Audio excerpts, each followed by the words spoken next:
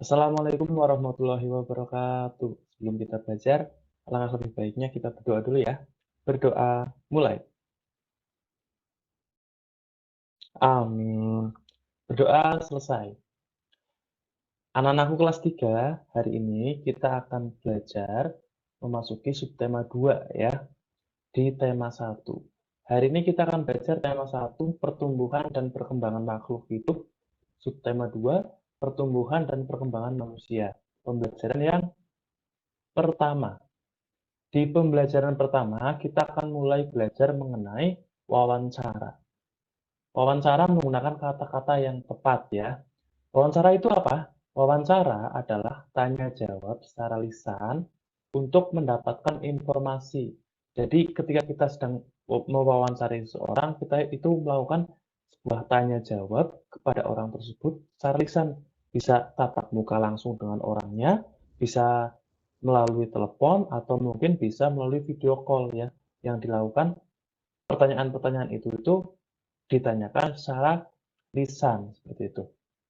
Kemudian, sebelum melakukan wawancara, buatlah daftar pertanyaan terlebih dahulu untuk memudahkan kita ketika kita akan mencari informasi kepada seseorang. Daftar pertanyaan dapat digunakan sebagai panduan saat melakukan wawancara untuk memudahkan kita untuk mencari informasi mengenai apa yang akan kita cari. Nah, sekarang kita akan berlatih membuat daftar pertanyaan wawancara ya.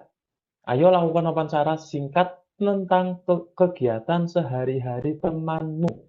Jadi kita akan membuat pertanyaan mengenai kegiatan sehari-hari yang dilakukan oleh teman-teman kalian ya. Pak Guru contohkan ya. Pertanyaan pertama bisa saja seperti ini. Kamu bangun jam berapa hari ini? Kemudian pertanyaan kedua, apakah belajar hari ini menyenangkan? Pertanyaan ketiga, belajar tentang apa hari ini? Kemudian pertanyaan keempat, siapa nama guru yang mengajar di kelasmu?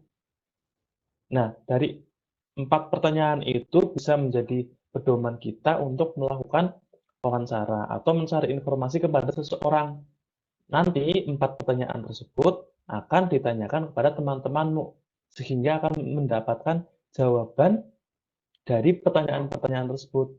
Oleh karena itu, sebelum kita membuat atau melakukan wawancara, kita pertama itu harus membuat daftar pertanyaan yang akan ditanyakan kepada orang yang diwawancarai. Selanjutnya, gerak kuat dan lemah dalam tarian. Ya, dalam sebuah tarian itu ada gerakan yang kuat dan ada gerakan yang lemah. Gerakan yang kuat dan lemah itu seperti apa?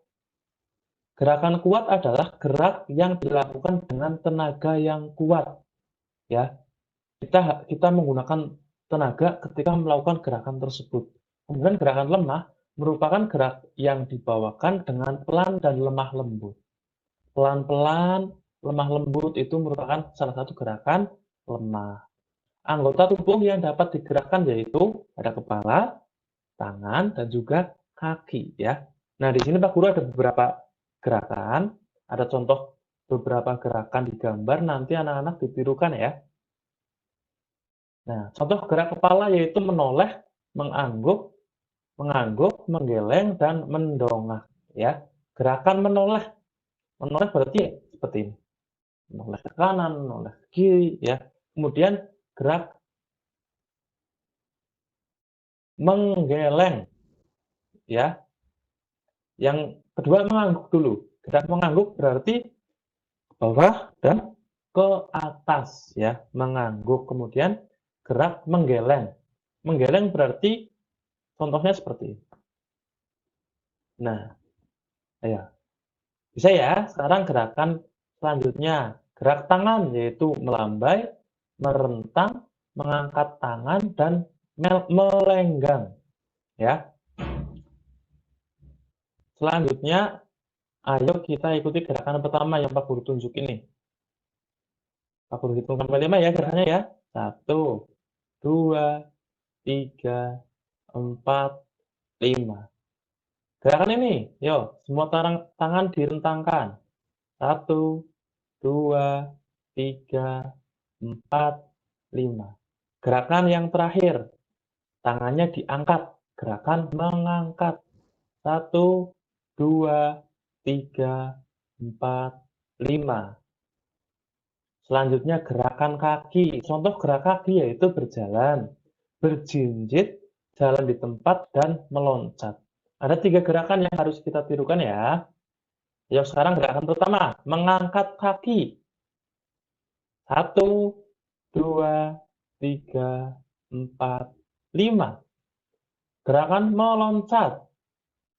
Ayo sekarang kita loncat 5 kali loncatan ya. 1, 2, 3, 4, 5. Sekarang gerakan melangkah. 5 kali langkah ya. Ayo kita mulai. 1, 2, 3, 4, 5 langkah. Seperti itu ya. Jadi gerakan-gerakan menari itu tidak harus gerakan yang sulit. Gerakan yang biasa kita lakukan itu juga bisa digunakan untuk menari.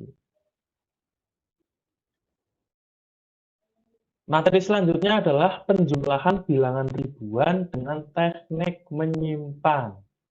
Kita akan mempelajari penjumlahan bersusun dengan teknik menyimpan. Susunlah bilangan yang akan dijumlahkan dengan tepat. Bilangan-bilangan dengan nilai tempat yang sama harus diletakkan sejajar. Contohnya bagaimana? Mari kita lihat contohnya.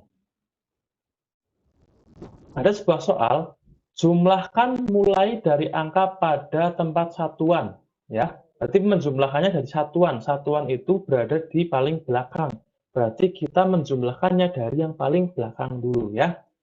Soalnya adalah 2156 ditambah 1227. Kalau kita membuat menjadi bersusun, jadilah seperti ini ya. 2156 dijumlahkan dengan 1227. Dijumlahkan dari angka yang paling belakang atau dari satuannya terlebih dahulu ya. Dari satuannya terlebih dahulu, berarti dari sini 6 ditambah dengan 7. 6 ditambah 7, ini ya, 6 ditambah 7 itu sama dengan berapa? 13. Karena 13 ditulis angka 3-nya. Ditulis angka yang belakangnya, 3. Dan yang satunya kemanakan? Satunya itu disimpan di tempat puluhan. Di mana menyimpannya? Ini dia. Jadi 6 ditambah 7 sama dengan 13. Ditulisnya 3. Yang satu disimpan. Di atasnya nilai tempat puluhan. Nah, kemudian karena satuannya sudah dijumlahkan, sekarang tinggal puluhannya dijumlahkan. 1 itu sudah masuk ke dalam barisan puluhan ya. Jadi dijumlahkan dari atas. 1 ditambah 5, 6. 6 ditambah 7, 8. Ya, ini ya. Seperti yang dijelaskan di sini. Simpanan ditambah puluhan ya. Dari atas dijumlahkan. 1 ditambah 5 ditambah 2 sama dengan 8. Di sini 8. Sekarang kalau sudah puluhannya sudah dikerjakan, sekarang kita tinggal mengerjakan ratusannya. Ini ya, ratusannya ya. 1 ditambah 2 sama dengan 3. Ratusannya sudah, berarti tinggal ribuan. 2 ditambah 1 sama dengan 3. Jadi 2156 dijumlahkan dengan 1227 sama dengan 3383. Paham ya? Jadi untuk teknik menyimpan, kita itu harus memperhatikan nilai tempatnya juga. Ketika kita menjumlahkan di posisi satuan ini, misalnya 6 tambah 7 kan 13 ya. Ditulisnya adalah 3.